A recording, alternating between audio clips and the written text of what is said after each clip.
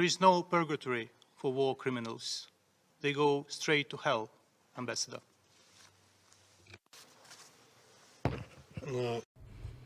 观众朋友们好，现在是美国东部时间2月24日，这里是华尔街网报当日第1期节目。现在我们继续为您带来有关中国以及世界的最新消息。如果喜欢，请记得为节目点赞，并请订阅我们的频道。今天首先为您关注到的是俄乌局势的最新进展。俄罗斯股市在今天早上下跌40%，两度停止交易，显示俄罗斯方面对于事件的迅速升级前所未料。此外，乌克兰总统宣布正式和俄罗斯断绝外交关系，事态迅速升级，北约即将召开紧急会议。下面我们为您回顾刚刚过去的几个小时事件的最新进展。俄罗斯军队在周四对乌克兰发动了全境大范围攻击。俄罗斯总统普京不顾国际社会谴责和制裁，并警告其他国家，任何干预的行为都将导致你们所未见的后果。乌克兰领导层表示，在东部、北部、南部针对该国已发生全面战争，迄今为止至少有40人被杀害。北约特使同意在靠近乌克兰和俄罗斯的东侧加强空中、陆地和军事力量。乌克兰边防力量公布了俄罗斯军车驶入的画面，在首都基辅、东部的哈尔科夫和西部的敖德萨几大城市听到巨响。俄罗斯军方在几个小时之内已经破坏了乌克兰整个防空系统，有乌克兰人逃离大城市。欧洲当局宣布，乌克兰领空是活跃战争冲突区。全球金融市场出现暴跌，石油价格飙升。世界领导人此前谴责并警告不要进行的战争全面开始。根据来自美联社的报道，俄罗斯的行动已经并且即将持续造成大量人员伤亡。俄罗斯的行动可能推翻乌克兰民选政府，俄罗斯的行动可能颠覆地缘政治在欧洲冷战后的安全平衡。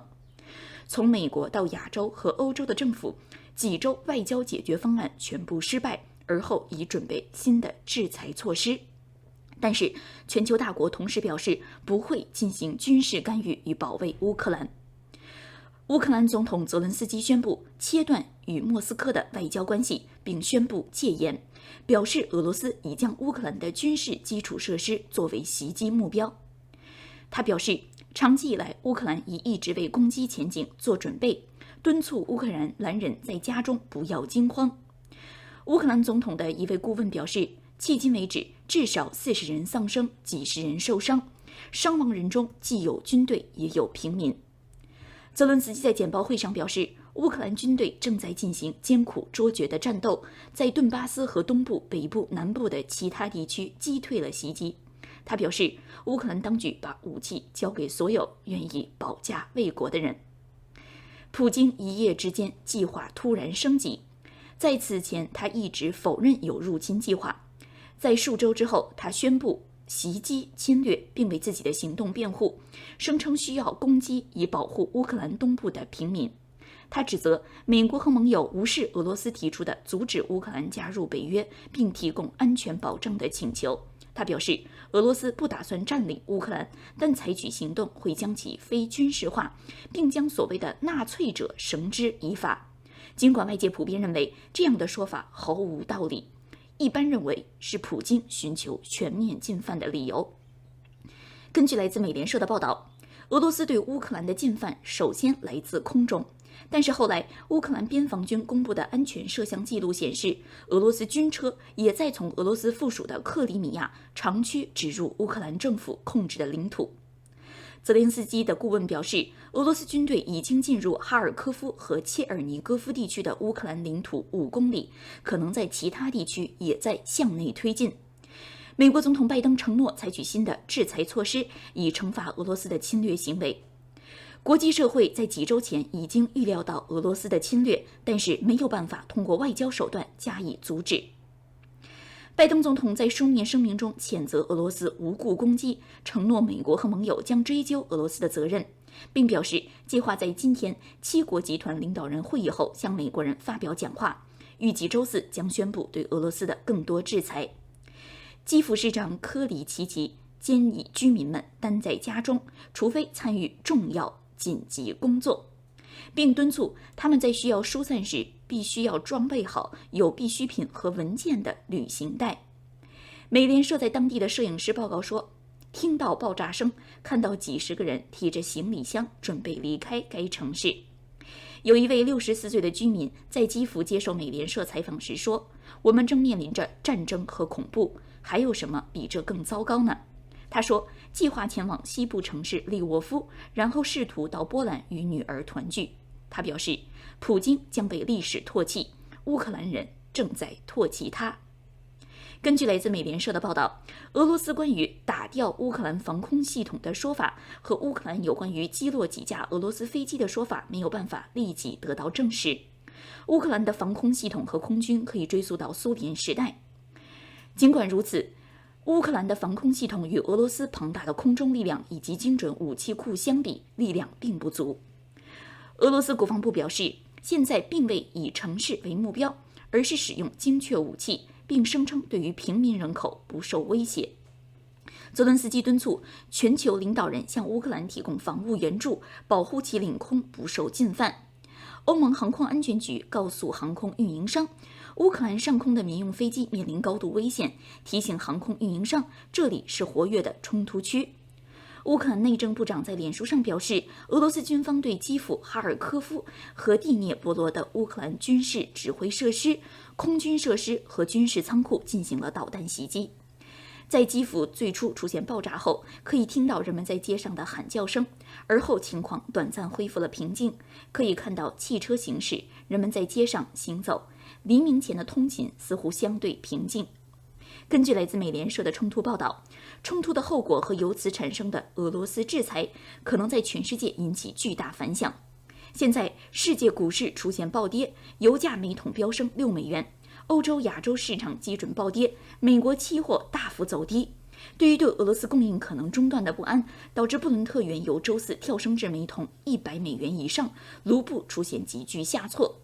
其他国家向俄罗斯发出了严厉警告，但是俄罗斯表示不要插手，无论谁试图阻碍我们，更不要说为我们的国家和人民制造威胁。你们必须知道，俄罗斯的反应将是立即的，导致在历史上从未见过的后果。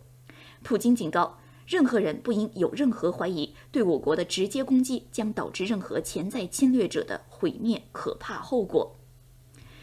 而同时，泽连斯基在之前的演讲中用俄语表示，乌克兰人民和乌克兰政府希望和平。他向俄罗斯公民发出直接呼吁，说，如果我们受到攻击，如果我们面临夺取我们国家、我们自由、我们生命和我们孩子生命的企图，我们将保护自己。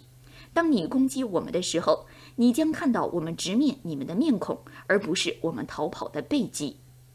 泽伦斯基还表示，他周三晚些时候要求安排与普京通话，但是克里姆林宫没有回应。泽伦斯基表示，任何挑衅，一个火花都可以引发大火，并摧毁一切。他说，俄罗斯方面的宣传是虚假的。如果有人告诉你们，这一场大火将给乌克兰人民带来自由，这是虚假的。乌克兰人民本来就是自由的。而根据来自路透社所整理的最新消息，导弹以雨点般的落在乌克兰城市首都基辅，传来爆炸声。俄罗斯军队全面从陆地、空中和海上入侵乌克兰，证实了西方此前最担心的事情。这是2战以来欧洲一个国家对于另外一个国家的最大袭击。高级官员表示，欧盟将冻结俄罗斯资产，停止其银行进入欧洲金融市场，针对其野蛮进攻进行报复。美国总统拜登表示，华盛顿以及其盟国将对普京预谋战争实施严厉制裁。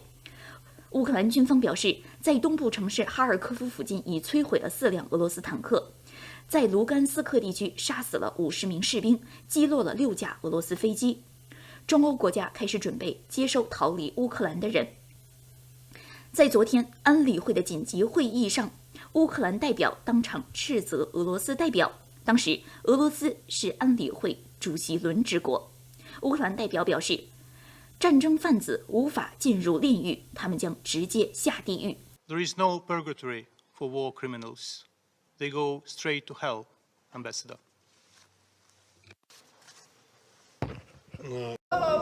Путин!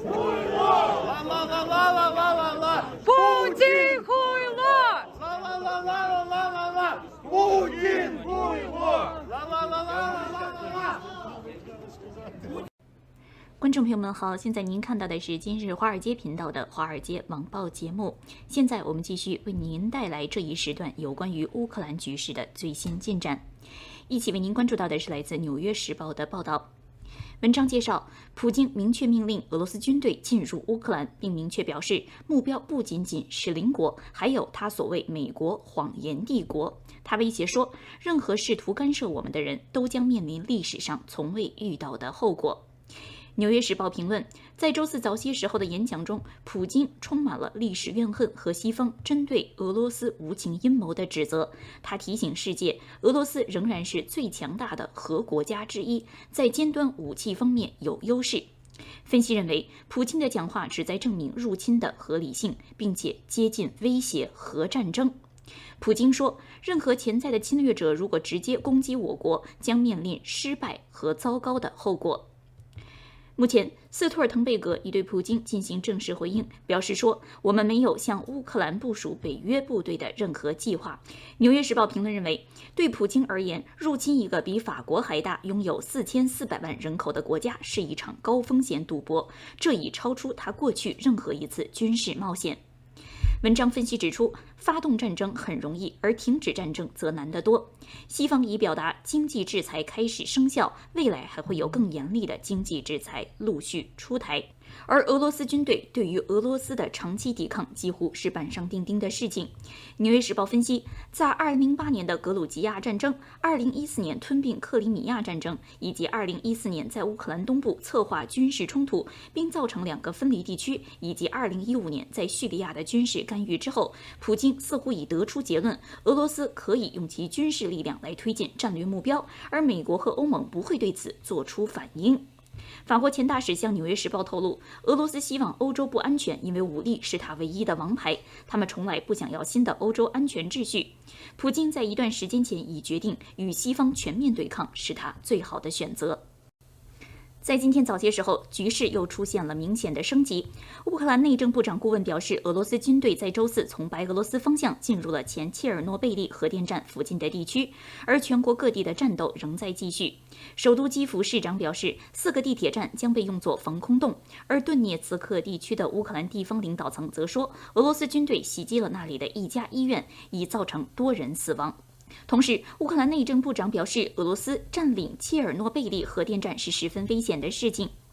他暗示，地下核物质如被侵扰，可能引发更广泛范围的灾难。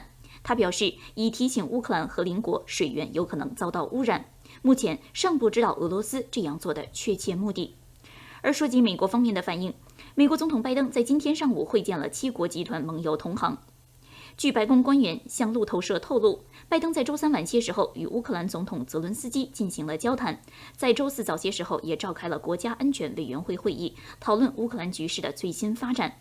白宫方面表示，拜登总统计划在美国东部时间下午12点30分就乌克兰冲突发表公开讲话。到时我们也会为您第一时间进行现场报道。白宫表示，拜登总统将在周四晚些时候宣布美国和盟友伙伴对于俄罗斯施加进一步制裁的后果。拜登总统表示，华盛顿将与北约盟国协调，以确保做出强有力统一的反应。北约定于周五举行紧急峰会，在周四表示正在加强其东翼的兵力，使数百架战机和船只处于警戒状态。同时，拜登在本周策划了西方对于俄罗斯寡头、金融机构和出口的第一轮制裁。众议院情报委员会主席亚当·西夫告诉 CNN， 西方的行动也被中国密切关注，中国着眼于看是否可将其作为成功入侵台湾的蓝本。西夫表示，我们必须确保，如果普京更全面地推进入侵行动，那么普京和俄罗斯将为此付出极大代价。美国和盟友应尽快实施最严厉的制裁，包括永久终止在波罗的海峡连接俄罗斯和德国的北溪2号管道。此前，美国高层官员定于周四晚些时候通过电话向全部国会议员通报情况。在周三的时候，华盛顿方面加强了对普京的压力，对于制造价值110亿美元的北溪2号天然气管道公司以及高管实施制裁。德国在周二冻结了对管道的审批，目前管道已经建成，但是尚未投入使用。英国首相约翰逊在周四表示，要进行大规模的一揽子经济制裁。下一步可能包括对更多俄罗斯银行的制裁，禁止美国金融机构为俄罗斯主要银行处理交易，以及对美国和外国制造的商品的出口管制。而同时，在周四，俄罗斯军队继续对陆上、海上和空中入侵乌克兰的大规模行动。外界普遍认为，这是2战以来欧洲一国对另外一国的最大攻击。据路透社报道，导弹如雨点般落下。乌克兰报告表示，成排的军队从俄罗斯和白俄涌入边境，并从黑海和亚速海登陆到海岸。乌克兰总统办公室顾问表示，乌克兰军队几乎已沿着边境全线与俄罗斯军队作战，在苏梅、哈尔科夫、赫尔松、敖德萨等地区以及基辅附近的军用机场都发生了激烈战斗。在拥有300万人口的乌克兰首都基辅，黎明和整个上午都能听到爆炸声，枪声震耳欲聋，警报此起彼伏。出城的高速公路因居民逃离而出现了严重交通堵塞。泽伦斯基表示，俄罗斯背信弃义，袭击我们的国家，就像纳粹德国在2战时期一样。俄罗斯已经走上了一条邪恶之路，但是乌克兰必将保卫自己。无论莫斯科怎么想怎么做，我们都不会放弃自己的自由。此前，《华尔街网报》向您介绍，他呼吁乌克兰人保卫家国，并说向任何准备战斗的人提供武器。他敦促俄罗斯人民走上街头，抗议他们政府的暴行。拜登总统表示，俄罗斯的行动是无端而且无理的进犯和袭击。欧盟委员会主席冯德莱恩则表示，欧盟集团将实施新一轮制裁，严重打击俄罗斯经济。欧盟外交事务主管博雷尔表示，这是2次世界大战以来欧洲最黑暗的时刻。根据来自路透社的整理报道，普京表示，展开特别军事行动是为了保护俄罗斯公民在内的乌克兰遭受种族灭绝。西方普遍认为这是毫无根据的宣传、撒谎说法。普京声称，现代乌克兰的领土不断对我们发出威胁，俄罗斯无法感到安全。他补充说，所有流血事件的责任将由乌克兰执政者的良心来承担。根据来自路透社的报道，乌克兰第2大城市哈尔科夫靠近俄罗斯边境的一位居民说，公寓楼的窗户因为不断的爆炸而摇摆。马里乌波尔港口是由俄罗斯支持的分离主义分子控制的前线。乌克兰装甲纵队迅速前进，炮塔上的士兵面带微笑，按喇叭表示支持，闪烁胜利信号。而最初未经证实的伤亡报告已见露眉目，包括被俄罗斯轰炸炸死的乌克兰平民和保卫边境的边防军。乌克兰南部敖德萨州地方当局表示，有至少18人在导弹袭击中丧生。基辅当局表示，在基辅附近的布鲁瓦里镇，至少有6人被杀害。乌克兰报告，一架飞机被击落时，至少5人死亡。乌克兰军方表示，在哈尔科夫附近的道路上摧毁了4辆俄罗斯坦克，在卢甘斯克地区城镇杀死50位俄罗斯进犯士兵，在东部击落了6架俄罗斯战机。俄罗斯则否认其飞机或装甲车被摧毁。俄罗斯支持的分离主义分子声称击落2架俄罗斯飞机。根据来自路透社的分析，普京的最终目的仍然是模糊的。他此前反复强调，不打算进行军事占领，只想解除乌克兰的武装，清除其民族主义者。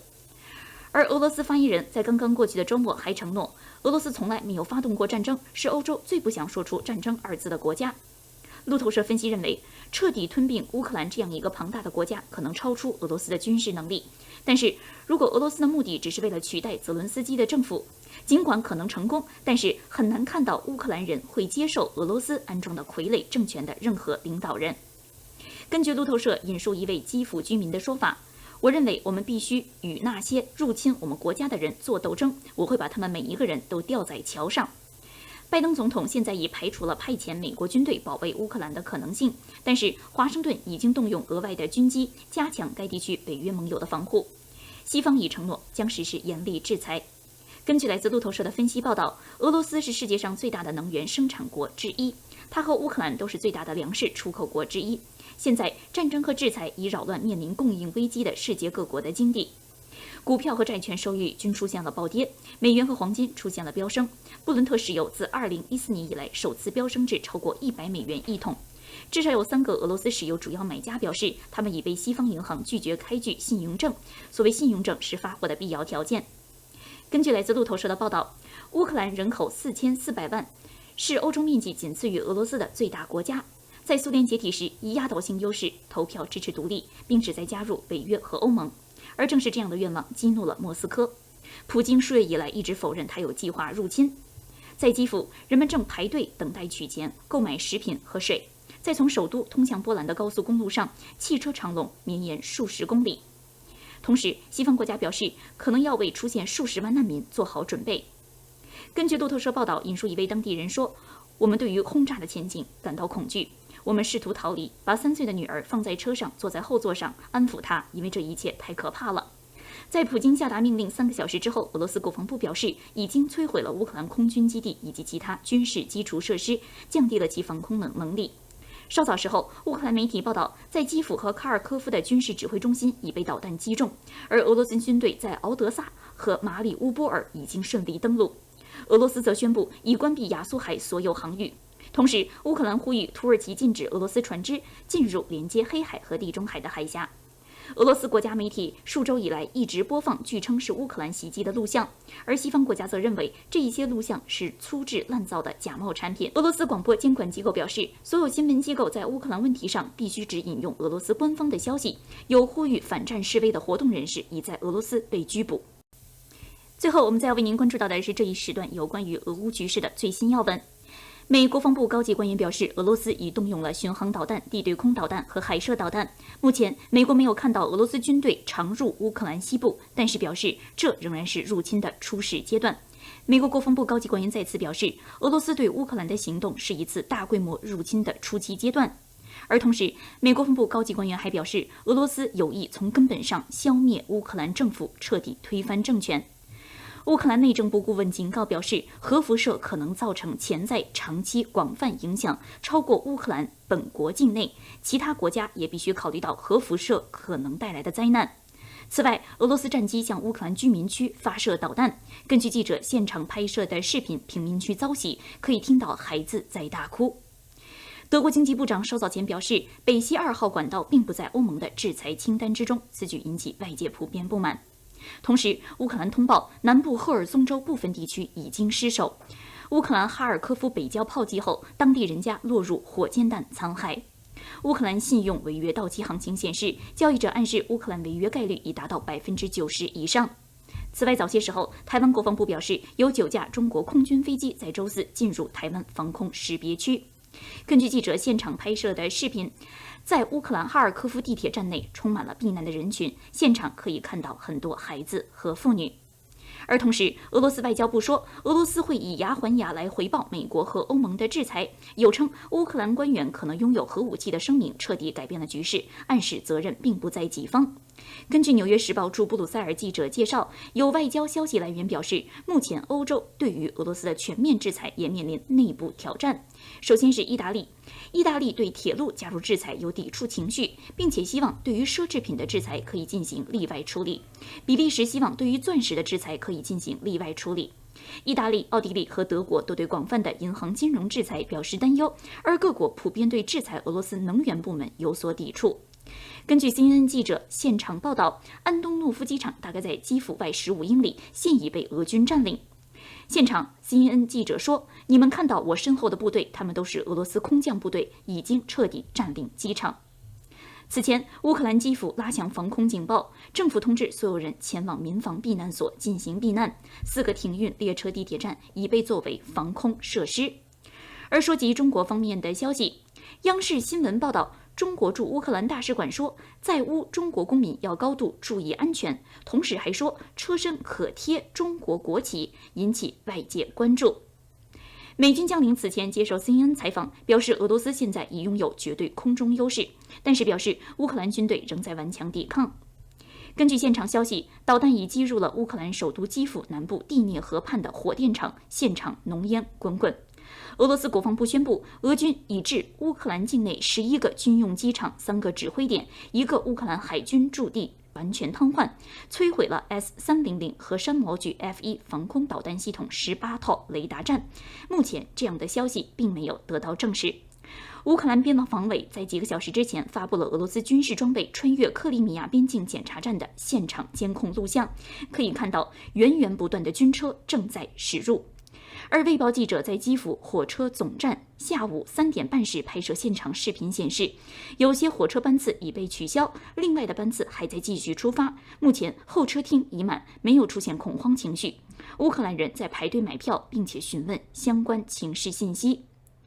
而说及中国方面的消息，《华尔街日报》记者魏明明在个人推特上面介绍，现在中国似乎选定了少做多说的战略。北京方面始终强调对于俄罗斯的关切有合理担忧，同时也不断谴责美国渲染战争危险。但是在实质性对于莫斯科的帮助方面，中国做的十分之少。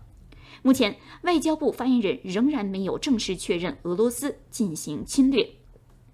而国际奥委会今天正式发布声明，强烈谴责违反奥林匹克停火协议的行为。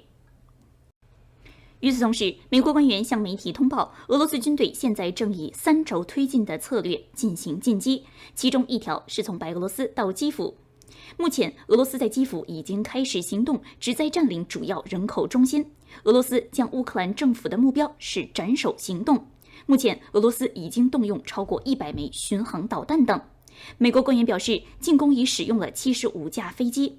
而立陶宛国防部表示，美国周四在爱沙尼亚和立陶宛部署了 F-35战机。根据来自 CNN 的现场报道，美国情报部门已告诫泽连斯基，俄罗斯即将对他实施斩首行动。如果不能将他逮捕，可能会实施截杀。美国方面建议泽连斯基转移到境外，而美国将保护他的安全。但是目前为止，泽连斯基拒绝离开基辅。以上就是这一时段的全部突发消息。在今天，我们会继续为您关注俄乌局势的最新进展，请您锁定今日华尔街频道。Putin is the aggressor. Putin chose this war, and now he and his country will bear the consequences. Today, I'm authorizing additional strong sanctions and new limitations on what can be exported to Russia. This is going to impose severe cost on the Russian economy, both immediately and over time. We have purposely designed these sanctions to maximize the long-term impact on Russia and to minimize the impact on the United States and our allies. I want to be clear, the United States is not doing this alone. For months, we've been building a coalition of partners representing well more than half the global economy. 27 members of the European Union, including France, Germany, Italy, as well as the United Kingdom, Canada, Japan, Australia, New Zealand, and many others, to amplify the joint impact of our response. I just spoke with the G7 leaders this morning, and we're in full and total agreement. We will limit Russia's ability to do business in dollars, euros, pounds, and yen to be part of the global economy. We'll limit their ability to do that. We're going to stunt the ability to finance and grow the Russian military. We're going to impose major, and we're going to impair their ability to compete in high-tech 21st century economy. We've already seen the impact of our actions on Russia's currency and the ruble, which early today hit its weakest level ever in history. The Russia stock market plunged today. The Russian government borrowing rate spiked by over 15%. In today's actions, we've now sanctioned Russian banks that together hold around $1 trillion in assets. We've cut off Russia's largest bank, a bank that holds more than 1/3 of Russia's banking assets by itself, cut it off from the U.S. financial system. And today, we're also blocking 4 more major banks. That means every asset they have in America will be frozen. This includes VTB, the second largest bank in Russia, which has $250 billion in assets. As promised, we're also adding the names to the list of Russian elites and their family members that we're sanctioning as well. As I said on Tuesday, these are people who personally gain from the Kremlin's policies, and they should share in the pain. We will keep up this drumbeat of those designations against corrupt billionaires in the days ahead. On Tuesday, we stopped the Russian government from raising money from U.S. or European investors. Now we're going to apply the same restrictions to Russia's largest state-owned enterprises, companies with assets that exceed $1.4 trillion. Some of the most powerful impacts of our actions will come over time as we squeeze Russia's access to finances and technology for strategic sectors of its economy and degrade its industrial capacity for years to come. Between our actions and those of our allies and partners, we estimate that we'll cut off more than half of Russia's high-tech imports. It will strike a blow to their ability to continue to modernize their military. It will degrade their aerospace industry, including their space program. It will hurt their ability to build ships, reducing their ability to compete economically. And it will be a major hit to Putin's long-term strategic ambitions. And we're preparing to do more. In addition to the economic penalties we're imposing, we're also taking steps to defend our NATO allies, particularly in the East. Tomorrow, NATO will convene a summit. We'll be there to bring together the leaders of 30 allied nations and close partners to affirm our solidarity and to map out the next steps we will take to further strengthen all aspects of our NATO alliance. Although we provided over $650 million in defensive assistance to Ukraine just last year, let me say it again.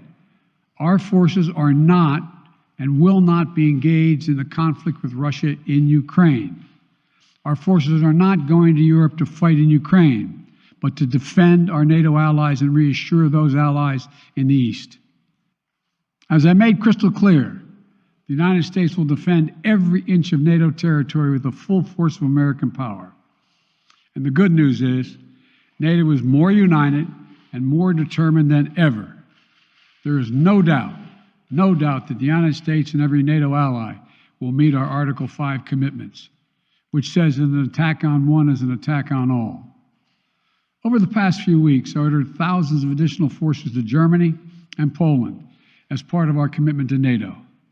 On Tuesday, in response to Russia's aggressive action, including its troop presence in Belarus and the Black Sea, I've authorized the deployment of ground and air forces already stationed in Europe to NATO's eastern flank allies, Estonia, Latvia, Lithuania, Poland, and Romania. Our allies have also been stepping up, adding the other allies, the rest of NATO, adding their own forces and capabilities to ensure collective defense. And today, within hours of Russia's unleashing its assault, NATO came together and authorized and activated an activation of response plans. This will enable NATO's high readiness forces to deploy and when and where they are needed to protect our NATO allies on the eastern boundaries of Europe.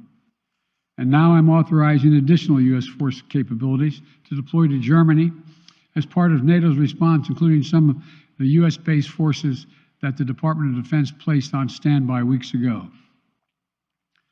I've also spoken with Defense Secretary Austin and Chairman of the Joint Chiefs, General Milley, about preparations for additional moves should they become necessary to protect our NATO allies and support the greatest military alliance in the history of the world, NATO. As we respond, my administration is using the tools, every tool at its disposal to protect American families and businesses from rising prices at the gas pump. You know, we're taking active steps to bring down the cost, and American oil and gas companies should not exploit this moment to hike their prices to raise profits. You know, in our sanctions package, we specifically designed to allow energy payments to continue. We are closely monitoring energy supplies for any disruption. We've been coordinating with major oil producing and consuming countries toward our common interest to secure global energy supplies. We are actively working with countries around the world to elevate collective release from the strategic petroleum reserves of major energy consuming countries. And the United States will release additional barrels of oil as conditions warrant.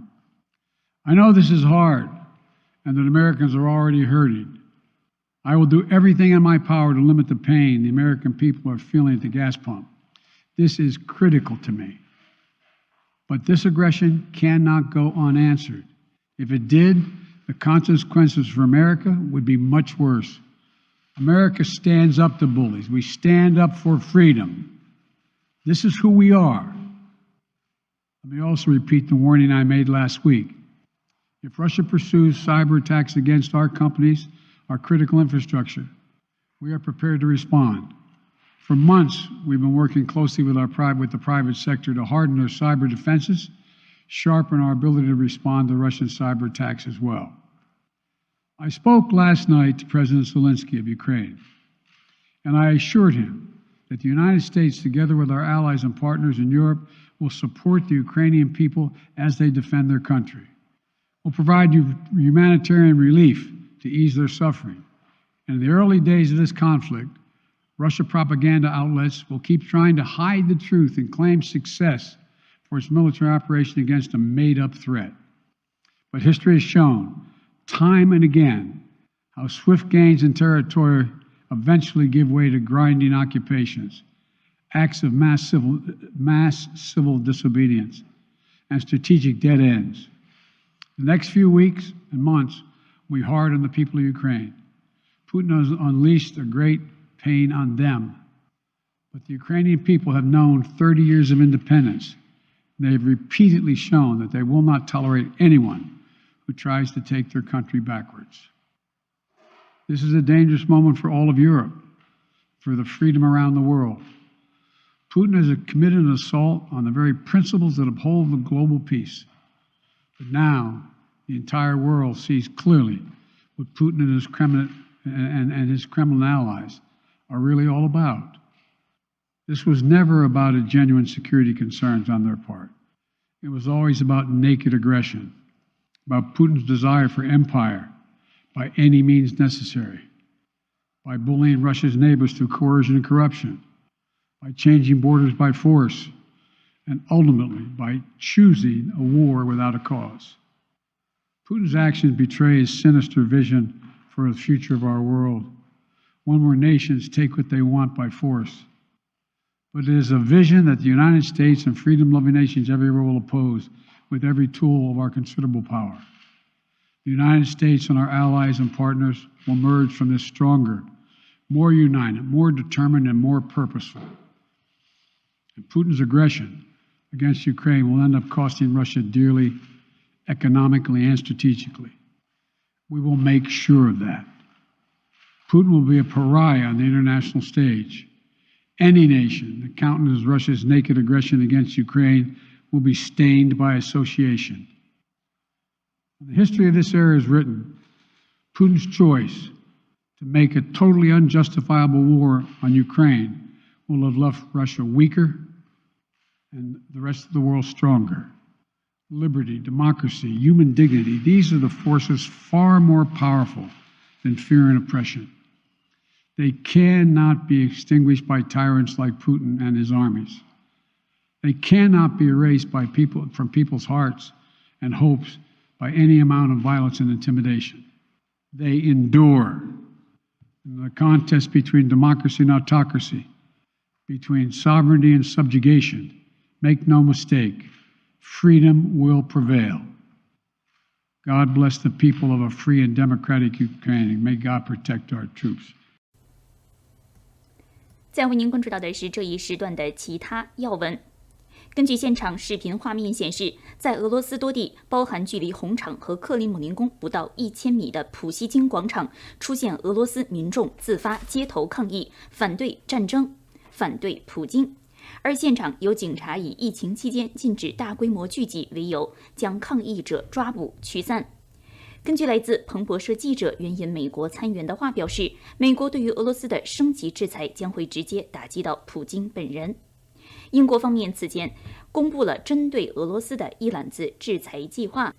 首相约翰逊表示，这是迄今为止规模最大、最严厉的经济制裁。英国方面将冻结所有俄罗斯大型银行的资产，冻结俄罗斯第2大银行 VTB 的资产。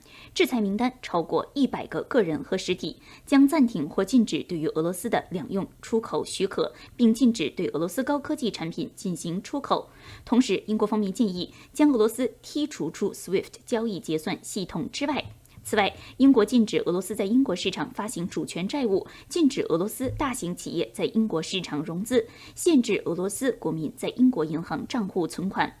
英国方面宣布冻结俄罗斯国家技术集团资产，并禁止俄罗斯航空公司 Aeroflot 进入英国空域市场，寻求扩大对白俄罗斯的全方位制裁措施。而说及美国，根据来自彭博社的报道，美国方面将推迟对于俄罗斯铝业的制裁。知情人士表示，此举可能会扰乱全球铝供应，因此拜登政府选择暂缓针对俄罗斯铝业的制裁。白宫已向行业代表传达有关消息。根据数据，俄俄罗斯铝占到美国总进口的10%，对铝业进行制裁可能影响美国以及其他西方盟友的产品生产。而根据来自美国媒体 Politico 的报道，最新对于俄罗斯的制裁将回避有关于能源领域。在此方面，盟友分歧比较大，而且可能引起全球市场的后续反应。针对俄罗斯的抗议在世界各地都已出现，俄罗斯驻慕尼黑的领事馆和驻都柏林的大使馆被人泼上了红漆，以示抗议。此前，《华尔街网报》向您介绍，俄罗斯方面已占领切尔诺贝利核电站。现在，乌克兰能源部长表示，俄军已正式接管卡霍夫卡电站。有关于中国方面的消息，中国驻乌克兰大使馆正式宣布撤离在乌克兰中国公民。大使馆通报显示，当前乌克兰国内局势出现了急剧恶化，我国在乌克兰的公民和中资企业处于高安全风险期，为准备分批包机接返有关事宜，现在进行人员登记，并强调搭乘包机根据自愿原则。现在大使馆要求在乌公民完整仔细填写表格，登记时间截至2月27日，登记人员需持有中国护照或其他旅行证。同时要求大家做好安全和疫情防护，并要求大家保障人身安全，提前准备物品。根据来自 NBC 的报道，美国政府正在考虑升级对于俄罗斯军事行动的惩罚措施，现在考虑对于俄罗斯进行断网、断电、断铁路的提议，目前就针对俄罗斯是否进行大规模网络袭击尚未达成共识。与此同时，加拿大也宣布了对于俄罗斯的最新制裁措施，制裁名单包括62个个人实体，其中包括瓦格纳集团和俄罗斯的主要银行。同时，制裁名单也包括俄罗斯安全委员会的多位成员，包括俄罗斯国防部长、俄罗斯财政部长以及俄罗斯司法部长。加拿大将停止对俄罗斯出口许可，并取消现有的大部分许可证，在波兰、斯洛伐克、匈牙利、萨尔瓦多陆地边境等提供安全途道。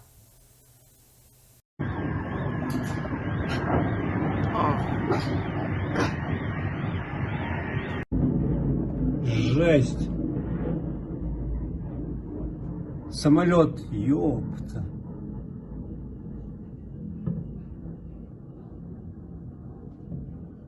Жесть.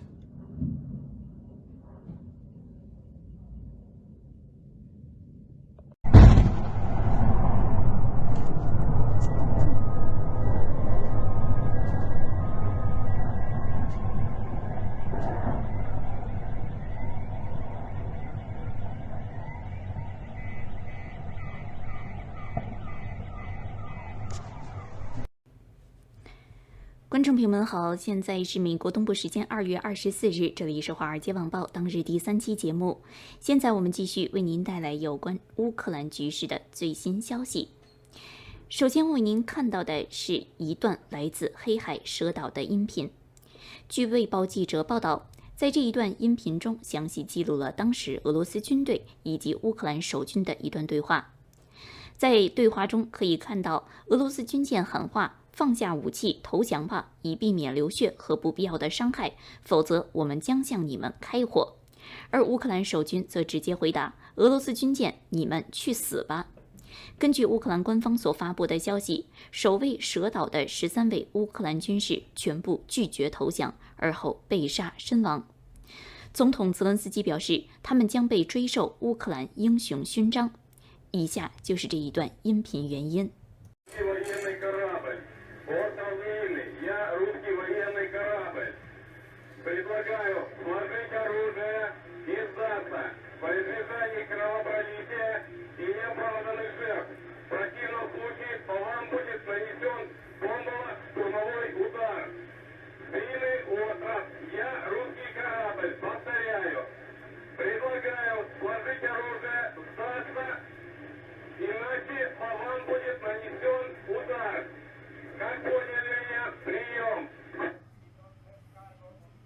Ну все. Нахуй тоже надо. Русский военный корабль, иди нахуй. 而说及乌克兰紧张局势的最新进展，乌克兰总统泽连斯基表示，已下令进行军事总动员，应招入伍预备役人员，并禁止所有18岁至60岁男人离开该国，预备之前通知在基辅即将在凌晨发布的总攻击。泽连斯基表示，今天我问27位欧洲领导人，乌克兰是否可以加入北约，而每个人都害怕，他们都没有回答。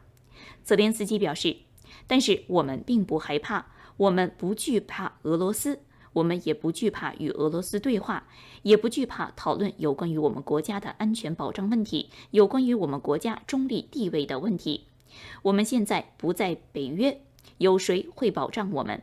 有哪些国家可以给我们这一些安全保障呢？我们只能靠自己。泽连斯基警告，俄罗斯的破坏力量已经进入基辅，并敦促基辅居民保持警惕，遵守宵禁。他补充表示，他将与政府运作所需的所有人员一起留下。此前，来自 ABC 的消息报道表示，乌克兰官员已经夺回了基辅边缘的重要军用机场，此机场之前一度被俄罗斯特种部队夺下。而根据来自 CNN 的报道，俄罗斯预计将在当地时间凌晨3点对于基辅发动混合空袭打击，会有空降兵介入。有军事专家分析，这一次俄罗斯对于乌克兰的袭击可以说超过之前的想象。没有进行简单的网络袭击，以破坏乌克兰的全国网络军事系统，以此速战速决，而是选择了进行火炮等袭击。但是与之前入侵叙利亚相比，俄罗斯避免了更多平民的伤亡。但是军事专家认为，俄罗斯没有那么多的精确制导导弹，一旦俄罗斯军队进入城市，平民伤亡会面临大幅增加。而如果乌克兰选择投降，可以避免平民伤亡，但是如果乌克兰人勇敢顽强抵抗，并在城市中发动对于俄军的反抗，那么俄罗斯方面到底是否大开杀戒还是收手，就不好说了。普遍预期，今天凌晨可能是决定有关人员伤亡的关键时刻。根据来自路透社的整理报道，这次莫斯科对于一个欧洲国家发动了2战以来最大的攻击，促使数万人逃离家园。目前，乌克兰军队与俄罗斯侵略者已经进行了3面夹击回应。普京在黎明前的电视讲话中正式宣战，而目前乌克兰首都以及其他地方全天都听到了爆炸和枪声，至少已有137人死亡。此前，《华尔街网报》为您现场报道了拜登总统对全国的演讲。他称，普京是侵略者，是普京选择了战争，而现在他和他的国家将承担后果。当时在演讲中，拜登表示已下令开展特别军事活动。此前，乌克兰总统办公室顾问表示，俄罗斯的军队已经占领了切尔诺贝利前核电站，核电站距离基辅北部只有90公里。该工厂位于从乌克兰首都到白俄罗斯的最短路线上，莫斯科在那里部署了部队。而基辅郊外的霍斯托梅尔机场发生了激烈战斗，有俄罗斯伞兵一度在那里降落，后来被夺回。美国高级国防官员表示，俄罗斯军队已正在向基辅靠近。在东北部的苏梅和哈尔科夫地区，以及在南部的赫尔松地区也发生了激烈交火。苏梅州州长表示，他们已陷入俄罗斯军队的包围圈。基辅总共有300万人口。根据来自路透社的介绍，从基辅向西的高速公路上有5条车道一直面临交通堵塞，居民们试图逃离那里，担心如果被困在车内，可能会受到轰炸袭击。而联合国难民机构则表示，有10万名乌克兰人已逃离家园，正以数以千计的规模进入邻国，包括罗马尼亚、摩尔多瓦、波兰和匈牙利。泽伦斯基在此前的演讲中呼吁乌克兰人保家卫国，表示将向任何准备战斗的人提供武器。他说，我们今天听到的不仅仅是导弹爆炸声、战斗声和飞机的轰鸣声，这是新铁幕的声音，它已经落下，将俄罗斯与文明世界隔绝开来。来自 CNN 的报道表示，军队和装甲部队从俄罗斯和白俄涌入北部和东部的边界，而导弹像雨点一般落在乌克兰各地的目标上。此前，拜登总统排除了美国将派军队保卫乌克兰的可能性，但是华盛顿已经派遣额外的军队和飞机，加强了该地区北约盟友的防御。拜登在与7国集团主要国家商量后，宣布了阻碍俄罗斯在世界主要货币中做生意的能力的措施，并且宣布了对于银行和国有企业的制裁。英国也针对银行以及普京的核心圈子成员进行了制裁。欧盟领导人表示，措施将包括冻结俄罗斯在27国集团的资产。但是，中国方面仍然拒绝将俄罗斯的行动描述成为入侵。根据来自路透社的整理报道，俄罗斯是世界上最大的能源生产国之一，它和乌克兰同时是最大的粮食出口国。欧洲股市跳水至9个月的低点，但是美国股市在拜登宣布制裁后收高。此前，《华尔街网报》也向您介绍，布伦特石油早些时候飙升至超过100元一桶，这是2014年的第一次。根据来自美联社的报道，在今天，俄罗斯人成千上万地走上街头，谴责他们的国家对乌克兰的入侵。俄罗斯在54个城市的抗议中，有超过1745人被拘留，其中至少有957人在首都莫斯科。在社交媒体上，有成千上万的帖子蜂拥而至，谴责莫斯科从1979年苏联入侵阿富汗以来最具侵略性的这一行动。莫斯科反对派活动人士在脸书上写道，他以为自己是在做梦，而这将永远成为伴随他的耻辱。他说，我想请求乌克兰人的原谅，我们没有投票给那些发动战争的人。根据来自美联社的报道，整个俄国的舆论处于震惊之中。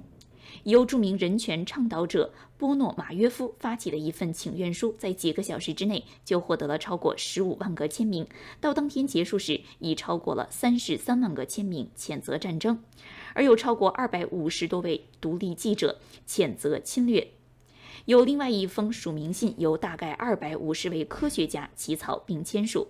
莫斯科和其他城市194位市政委员会成员又签署了一封署名信。根据来自美联社的报道，俄罗斯名人和公众人物，甚至包括一些在国家媒体上工作的人，都对这一次袭击发表了看法。有人宣布辞职，有人甚至说，为杀手工作并从他那里获得报酬是不可能的。根据来自美联社的报道，尽管有当局的威胁，甚至可能有新的刑事案件涉及颠覆、间谍、叛国罪，对反战抗议的起诉，会有记者和其他媒体人士被拘留，甚至禁止他们对于军队的情况进行调查等等。但是在周四晚上，仍然有1000多人聚集在莫斯科等市中心，在过往车辆鸣笛时高呼反对战争。据报道，在圣彼得堡有数百人上街，在叶卡捷琳堡有几十人上街。在圣彼得堡参加示威的一位40岁的工程师向美联社表示，这是我生命中最可耻、最可怕的一天。我的国家是一个侵略者，我恨普京，还应该怎么做才能让人们睁开眼睛？而同时，俄罗斯1号电视台的主持人斯卡贝耶娃则表示，这是保护顿巴斯人民免受纳粹政权侵害的努力。国家电视台仍然按照普京在宣布袭击事件时的电视讲话中所说的内容来描述这一次袭击。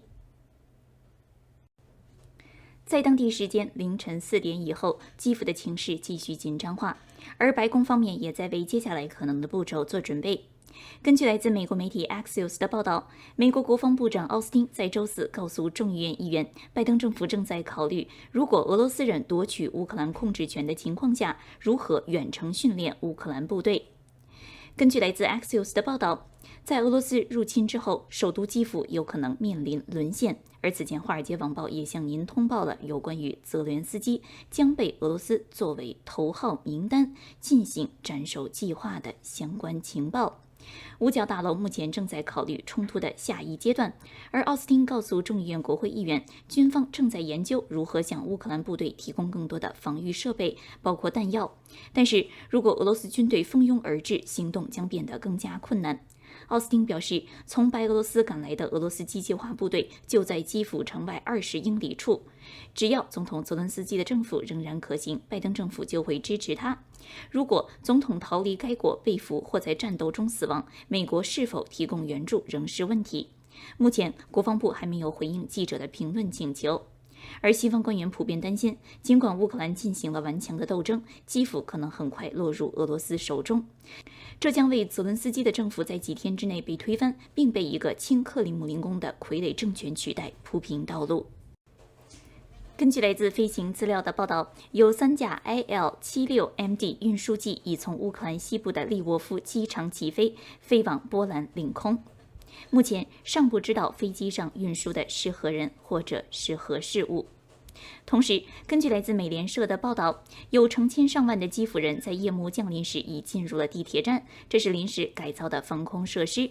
美联社记者描述，现场情形有时感觉甚至有一种欢愉的气氛，可以看到家人吃晚餐，孩子玩耍，大人聊天，人们带着睡袋、狗狗或者是填字游戏，以帮助度过这个漫漫长夜。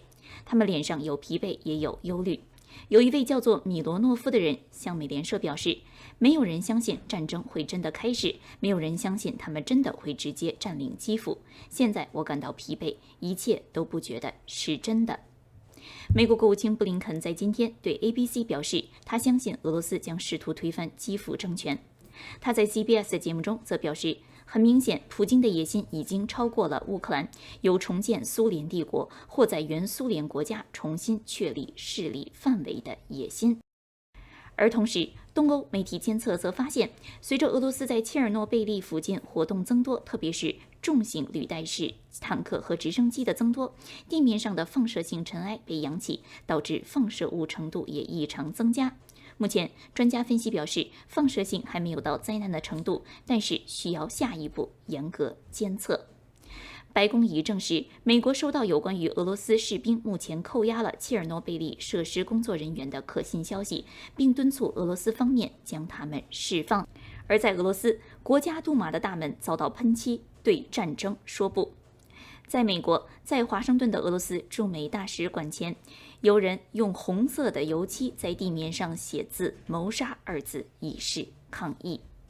在柏林，《纽约时报》报道显示，有2500人左右聚集在柏林勃兰登堡门抗议俄罗斯入侵。当时，灯光将建筑照成蓝黄两色，以表达对乌克兰人的声援。有一段视频也在社交网络上广泛流传，这是一位乌克兰老妇人，她焦急地对旁边的俄罗斯大兵说着什么。这是乌克兰妇女在赫尔松与一位俄罗斯士兵对峙，她质问俄罗斯人为什么要来到我们的土地，然后把手中的向日葵的种子放在大兵的兜里。向日葵是乌克兰的国花，她说，这样你们死在乌克兰的土地上后，就可开出花朵。